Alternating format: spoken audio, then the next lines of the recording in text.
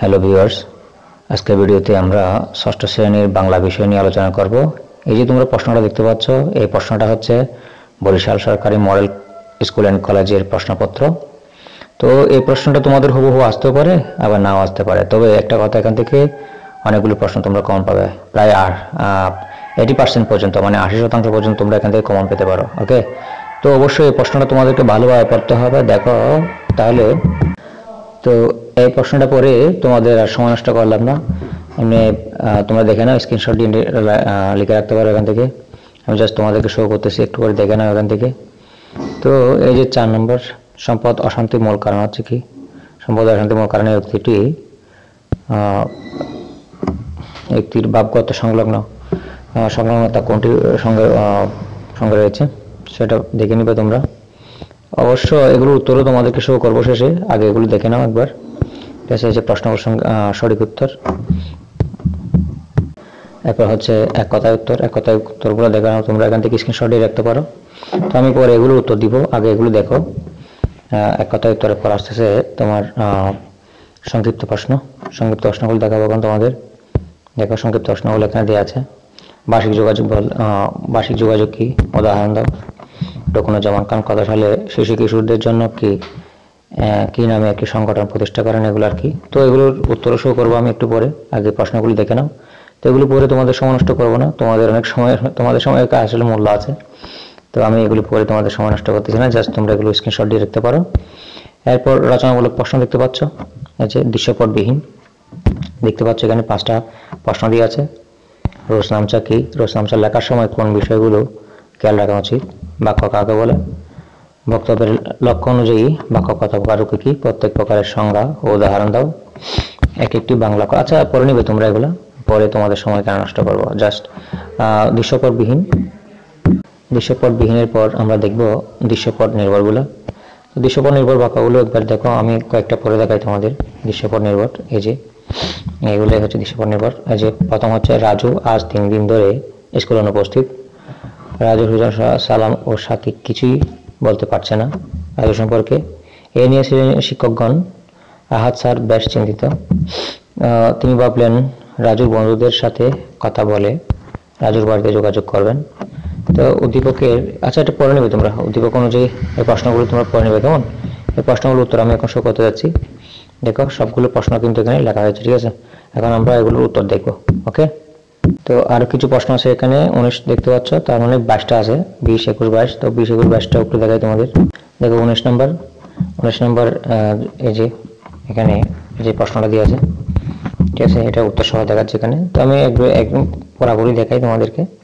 এই হচ্ছে তার উত্তর, এই 19 নম্বর, এবং তার উত্তর দেখতে পাচ্ছ অনেক ছোট করে লেখা হয়েছে তোমাদের সুবিধার্থে, সহজ ভাষায় একদম ছোট করে লেখা হয়েছে। ওকে, 20 নম্বর দেখতে পাচ্ছ, এই যে 20 নম্বর, তোমরা স্ক্রিনশট দিয়ে রাখতে পারো। এগুলো পরে তোমাদের সময় নষ্ট করতেছি না আমি, অনেকে এটা বক করে সময় নষ্ট করে ফেলে, তো সময় আমি নষ্ট করতেছি না তোমাদের।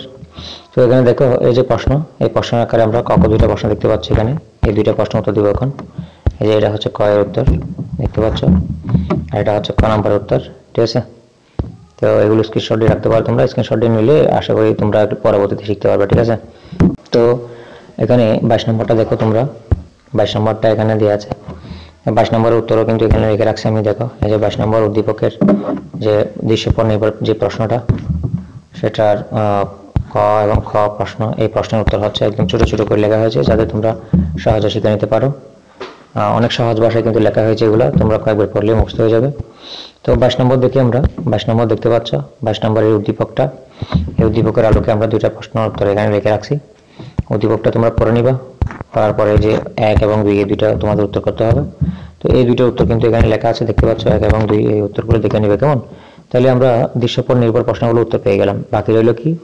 সঠিক উত্তর, এক কথায় সংক্ষিপ্ত প্রশ্ন, দৃশ্যপটবিহীন। এখন এগুলোর উত্তর শো করতে যাচ্ছি আমি তোমাদেরকে। তো এগুলো স্ক্রিনশট দিয়ে রাখো, যাতে তোমরা পরবর্তী শিখে নিতে পারো। এই যে সঠিক উত্তরগুলো দেখো একটু করে। 1 নম্বর, অগ আজ তোরা যাসনগরের বাহিরে, এখানে কোন ধরনের সর্বনাম ব্যবহার করা হয়েছে? এখানে অগ, এটা হচ্ছে বিশেষ সর্বনাম, ঠিক আছে? বার্ষিক যোগাযোগ মূলত মাধ্যম কি? মূল মাধ্যম কি? বার্ষিক যোগাযোগের মূল মাধ্যম কি? এখানে হচ্ছে বাক্যের অর্থের উপর, ঠিক আছে?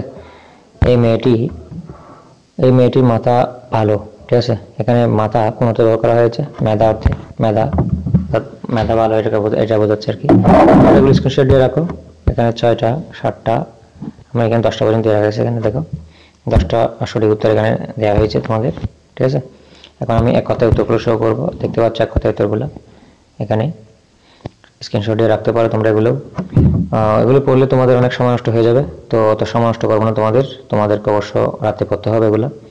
তো দেখো এই প্রশ্নগুলো তোমরা পড়ে নিবে। এখানে কোন শব্দের পরিবর্তন অনুযায়ী, ঠিক আছে, কে পরিবর্তন হয়, বিশেষ্য, ঠিক আছে। অত্যাচারী শব্দের প্রমিত উচ্চারণ কি, অত্যাচারী, ঠিক আছে। এরকম হাসুমিয়া ও রহমত কোথায় বসায় ভাবছে, নদীর তীরে। তো এরকম করে তোমরা এগুলো পড়ে নিবা কেমন। তো এখানে এগুলো স্ক্রিনশটে রাখতে পারো, চেষ্টা দিয়ে আছে এখানে, বাকিগুলো দেখাচ্ছি তোমাদের, স্ক্রিনশটে রাখো। চাইলে তোমরা স্কিপ করে অর্থাৎ কুইজ করেও তোমরা স্ক্রিনশট দিয়ে রাখতে পারো, আমি বাকিগুলো দেখাচ্ছি তোমাদের। তো এখন আমরা সংক্ষিপ্ত প্রশ্ন দেখব। সংক্ষিপ্ত প্রশ্নগুলো দেখো। বার্ষিক যোগাযোগ কি, উদাহরণ দাও, ঠিক আছে। বার্ষিক যোগাযোগ উত্তর দেখছো, অনেক ছোট করে লেখা হয়েছে সহজ ভাষায়, যাতে তোমরা শিখতে পারো। তোমরা যেহেতু তোমাদের সুবিধার্থে আমি এই মানে উত্তরগুলো লিখে রাখছি, যাতে তোমরা তোমাদের বইয়ে খুঁজতে না হয় আর কি, তোমরা যাতে এখান থেকে সব উত্তর পেয়ে যাও। আর উত্তরগুলো অনেক সহজ ভাষায় ছোট করে লেখা হয়েছে, যাতে তোমরা সহজে শিখে ফেলতে পারো। এইটা যদি তুমি ঘন্টাখানেক পরিশ্রম করো, আমার মনে হয় না তুমি একটু ব্যর্থ হবা। সবগুলো শিখতে 1 ঘন্টার চেয়ে বেশি সময় লাগবে না আশা করি। তো দেখো 2 নাম্বার, ঠিক আছে। 3 নাম্বার, প্রমিত ভাষা কাকে বলে, মোরলের প্রতি হাসুর সমবেদনা নেই কেন, যোজক কাকে বলে। এগুলো দেখে নিবে আর কি, উত্তর সহ লেখা আছে এখানে, দেখতে পাচ্ছ তোমরা। মাথা এবং কাতা শব্দগুলো দিয়ে একটি করে মুখ ও গণ অর্থ নেব, দেখতে পাচ্ছ এগুলো।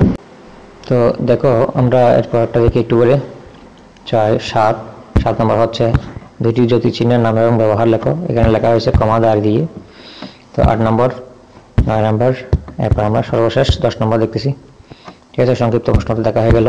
এখন আমাদের বাকি রইল কি, দৃশ্যপটবিহীন প্রশ্নগুলো, ওগুলো একটু দেখাবো তোমাদের। তো এগুলো তোমরা ভিডিওটা পজ করে স্ক্রিনশট দিয়ে রাখতে পারো।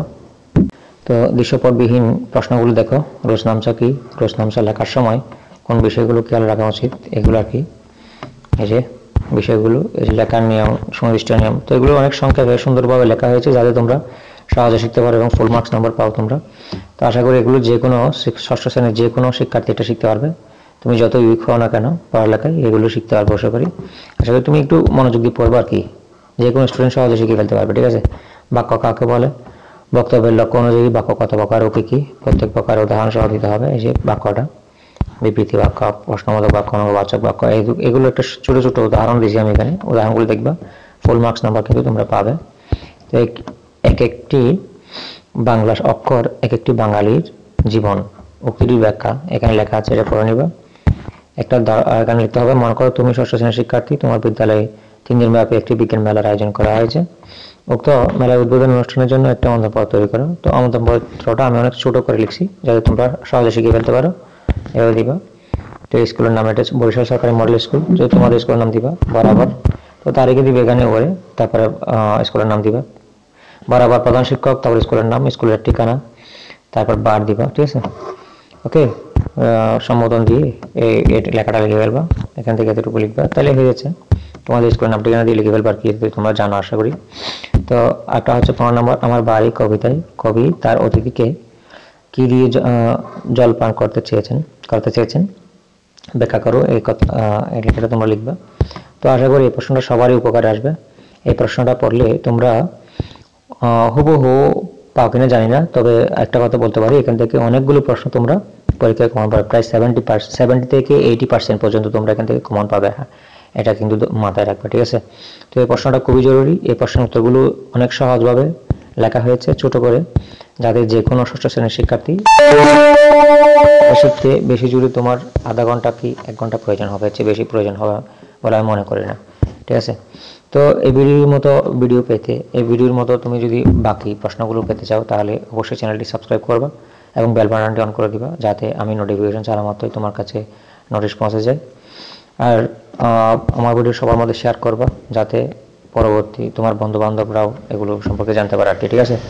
তো এখানে উত্তরগুলো একেবারে অনেক সহজ ভাষায় সংক্ষিপ্ত আকারে লেখা হয়েছে, যাতে যে কোনো 6ষ্ঠ শ্রেণীর শিক্ষার্থী এটা শিখে লিখতে পারে, ঠিক আছে। তো আমি মনে করি প্রত্যেকটা শিক্ষার্থীরই এইগুলো প্রয়োজন হবে। তো ধন্যবাদ ভিডিওটি দেখার জন্য। ভিডিওটি সাবস্ক্রাইব করে বেল বাটনটি অন করে দাও। ধন্যবাদ সবাইকে।